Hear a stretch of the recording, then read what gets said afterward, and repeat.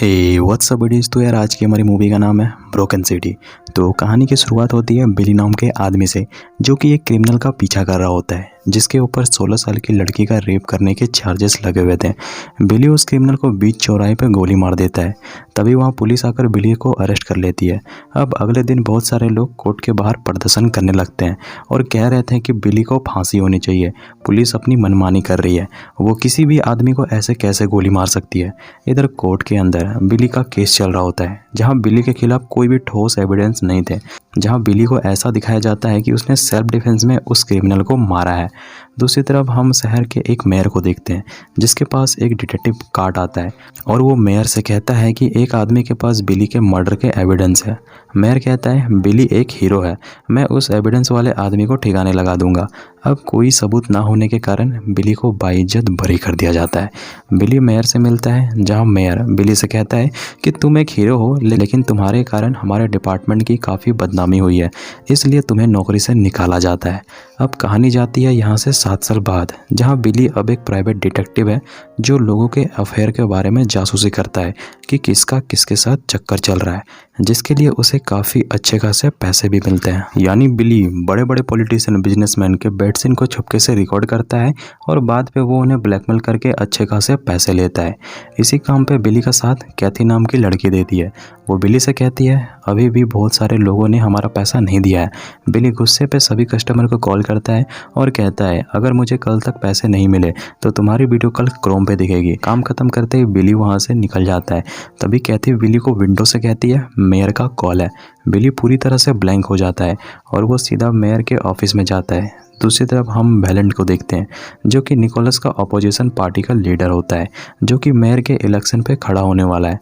वो मीडिया पे बताता है कि निकोलस ज़बरदस्ती वायलेट विलेज के लोगों को उनके घर से बेघर कर रहा है ताकि वो वहाँ पर फैक्ट्री लगा सके, और वो इस डील से निकोलस को $40 बिलियन का फ़ायदा होने वाला है। अगर मैं मेयर बन गया तो मैं सभी को उनकी ज़मीन वापस कर दूंगा। अब ये सारी न्यूज़ निकोलस न्यूज़ चैनल पर देख रहा होता है। तभी बिली वहाँ पे आ जाता है।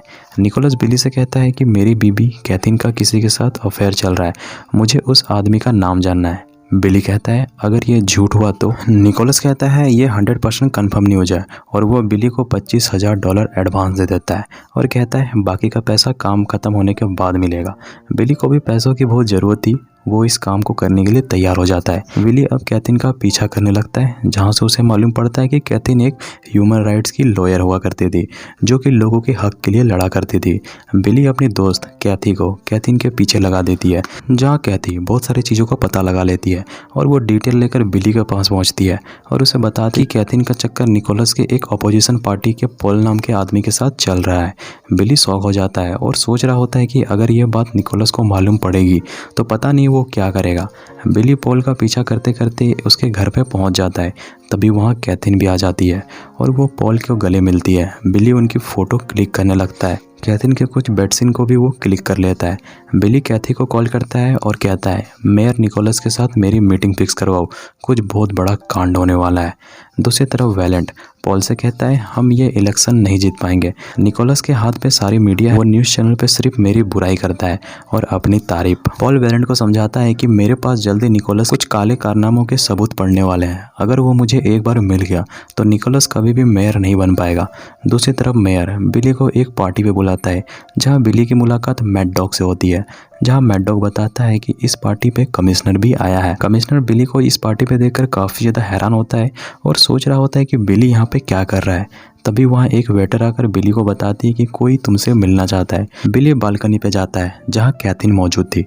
वो बिली से कहती है मेयर ने तुम्हें जितने पैसे दिए हैं मेरी जासूसी करने के लिए, मैं उनसे डबल दूंगी, मेरा पीछा छोड़ दो। बिली कहता है बात पैसों की नहीं है, मैंने किसी को वादा किया है। कैथिन बताती है मेयर कोई दूध का धुला हुआ नहीं है, उसके खिलाफ मेरे पास कई सारे एविडेंस है, इसलिए बस वो जानना चाहता है कि वो एविडेंस किसके पास है। बिली कैथिन की बातों को ज़्यादा सीरियसली लेता नहीं है और वो वापस निकोलस के पास आ जाता है, जहाँ निकोलस कैथिन को बिली के साथ देखती है और वो उससे कहती है मेरे आदमियों से दूर रहो। निकोलस बिली से सबूत मांगता है। बिली पहले तो सोचता है कि इसे सबूत दूँ या फिर नहीं। निकोलस बिली के जेब से एविडेंस निकाल लेता है जिसपे फोटो मौजूद थी।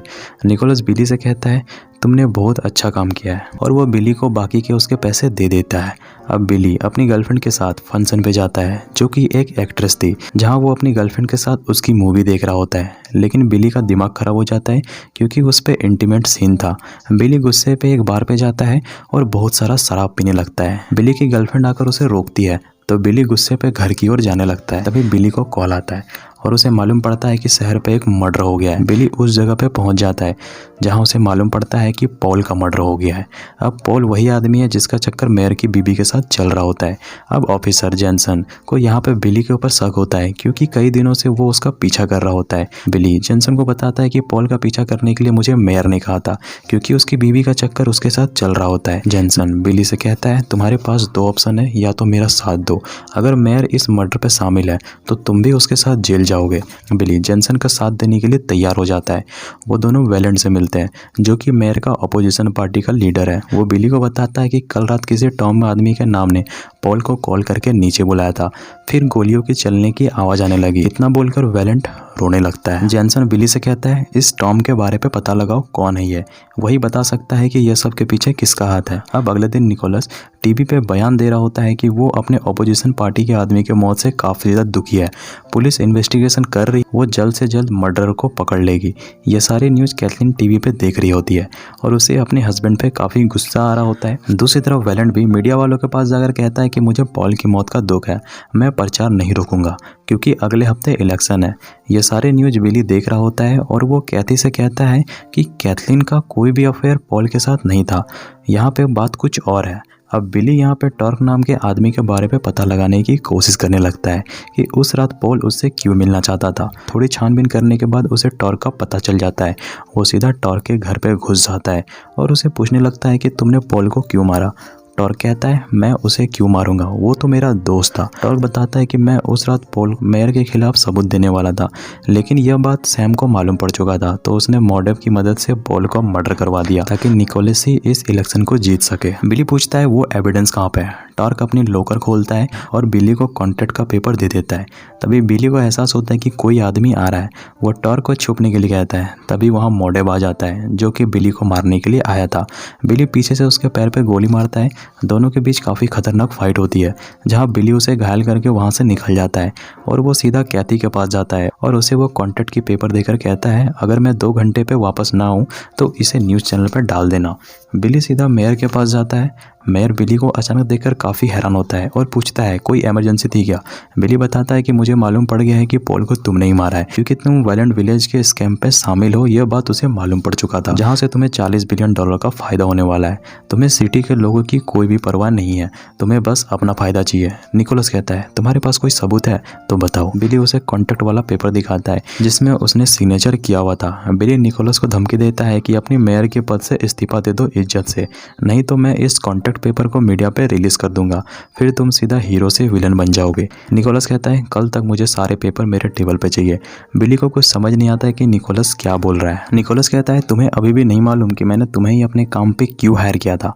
निकोलस यहाँ पे वीडियो प्ले कर देता है जहाँ बिली ने आज से 7 साल पहले माइक नाम के आदमी को गोली मारा था, जिसपे साफ साफ वीडियो पे विजिबल हो रहा था कि बिली ने माइक को सेल्फ डिफेंस में नहीं बल्कि जानबूझकर मारा था और इस एविडेंस को निकोलस ने ही गायब करवाया था, जिसके कारण ही वो बाइज्जत बरी हो पाया था।